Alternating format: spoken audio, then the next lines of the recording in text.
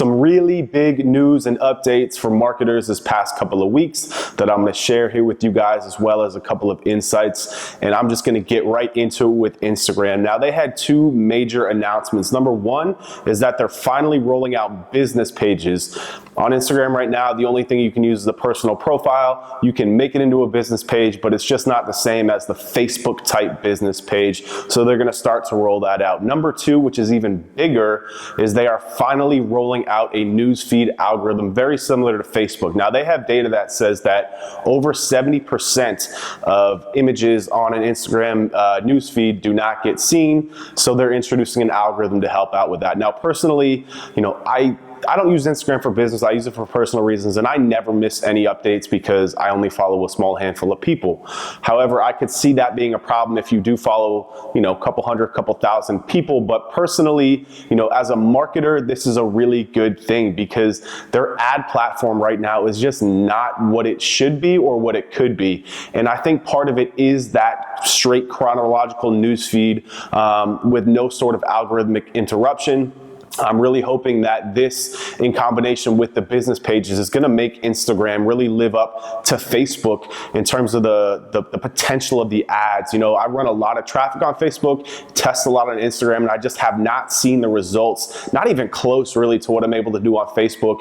Instagram knows that. Marketers knows it. They're starting to make some adjustments, so hopefully we will see some better results in the coming weeks. Moving into Google News, they recently announced that AMP has reached over 125 million documents, and due to the success of the project, they are now moving it into food and app results. Now, if you haven't already installed AMP on your website, I strongly suggest that you do. This is just more data that's showing that, hey, users like this, people are adopting it. The data that Google has is showing that people are enjoying it. So this is where things are going to continue to push. If you haven't already installed AMP on your website, I strongly suggest you do, even though you might not show up in AMP results because it's really only for news type queries right now. And if you're not a news publisher, then you don't really qualify for that.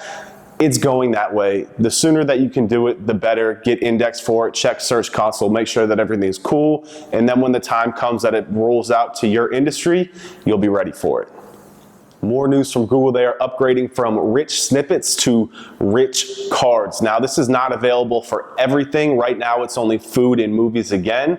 But basically what happens is, as opposed to having a little image of food or a movie in the search results next to it, you got moved up to a card on the top, very similar to AMP carousel results. Now, this is huge, because essentially you're getting bumped up to the top of the listings just by adding that markup to your page. Now, cards are a little bit slightly different than traditional schema markups. I'm going to leave you a link underneath this, but again, if you're not taking advantage of these simple markups, it's just a matter of putting a basic line of code on your pages.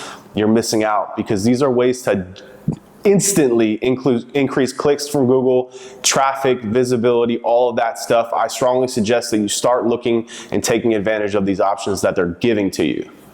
Google also recently announced that mobile page speed will be a ranking factor. This isn't a surprise. I don't stay on a website any longer than a second if it doesn't load. You probably don't either. I actually had some issues with mobile page speed and my rankings dropped because my developer that I was using laid some bad code. If you don't have a mobile specific developer, I strongly suggest you start looking on Upwork to try and find someone that at least knows how to clean up mobile code.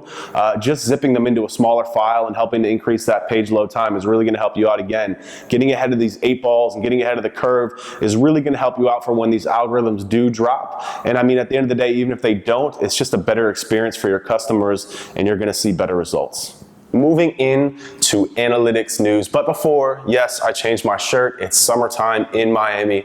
My AC is on the fritz. I was sweating directly through it. It was not a good look, so I changed. Let's move on. Search Console has added some nice upgrades in terms of analytics and tracking. Right now, if you go to your search analytics report, you can filter by video, you can filter by image, and you can filter by standard search results. That's really important because you want to understand where traffic is coming from within Google. Well, they're now adding rich snippets, local, and what's the final one? Knowledge graph. So again, talking about all these different card markups and schema markups you can put it on your site, this will help you understand the impact of it. So if you don't know Search Console, it's really by far my favorite SEO tool, free or paid. It's incredibly powerful, and it just got that much more powerful, and it will really help you to understand all of these changes that are coming your way in the near future. Let's talk about local SEO, a very big upgrade here from Google. A third of mobile searches are local.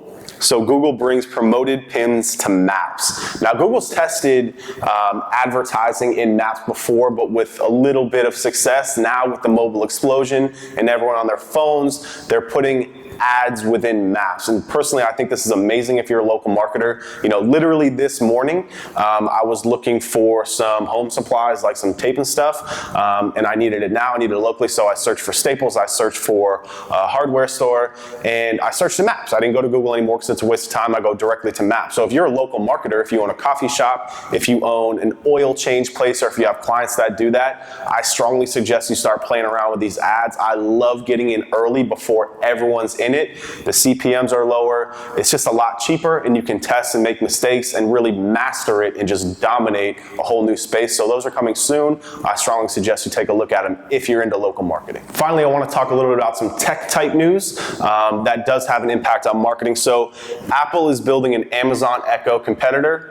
Big news, not very much of a surprise though, and I'll talk about it a little more in a second. And Google also launches Allo, an AI and deep learning driven messaging platform to become your daily assistant. Now, I'm pushing both of these together because what we're starting to see here is kind of a rat race and keeping up with the Joneses between Apple, Amazon, Facebook, and Google. All these tech giants that are pushing really, really hard into voice, into AI, machine learning, VR, 3D, all this type of stuff. They're pushing very, very hard. Specifically, voice search is going to have a major impact on how we do SEO. I think it's going to even spawn an entirely new industry. And then these mobile messaging apps, Google's Allo, really very, very similar to what Facebook is doing with Messenger. Basically what it is, it's an intelligent assistant that tracks and monitors what you're, kind of freaky, but monitors your conversations, and it learns what you want. So if you're a vegan and you're talking about whatever, you can type in order a pizza, and it'll automatically order a vegan vegetarian pizza, stuff like that, right in your messaging. These companies know. I mean, we live through these, and we really only live through 4 to 5 different things in here. It's social networks, and it's only a couple of them. It's Facebook, Snapchat, Instagram, Twitter, and a couple of others. It's email, it's phone, and it's messaging. And these messaging app, WhatsApp, iMessage, Facebook Messenger, these are huge platforms that I think we're only seeing the tip of the iceberg for what's gonna happen. And it's gonna be very, very interesting to see how this plays out from a marketing perspective as well, and how we can take advantage of it or how we can adapt to it.